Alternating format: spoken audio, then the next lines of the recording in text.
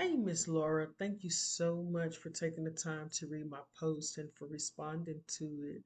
You did ask too many questions for me not to respond back to you, so I want to just take the opportunity to do so. Now, the one thing you mentioned is that addictions are indeed so complex.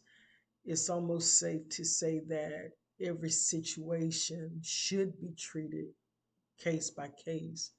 I do not know if we can determine every case to be treated alike. Now, as far as the disease model or the family disease model, I would say yes to an extent that my situation would fit that description. This approach points to the family as the source of addictions. That addiction is not only passed on genetically, but is maintained environmentally by the family. My brother and sister and I grew up in the same house with they are today still alcoholics. Now, I struggle with fighting against alcoholism on a daily basis, if the truth be told. Although my sister and I do not have the same father, but her father and many family members that I do know um, are all alcoholics as well. Now, I do believe that it's a disease that is passed down. So this does add to my stance to it being genetic.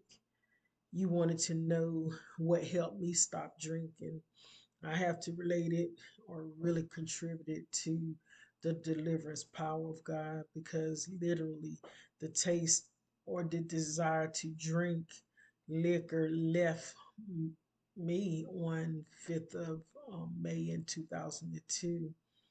Though I have had or have been tempted so many times, the desire to drink liquor is just not greater than the temptation. The desire not to do it, rather, is greater than the desire or the temptation to do it. I also think that the choice, definitely choice is the key factor to many or if not all addictions.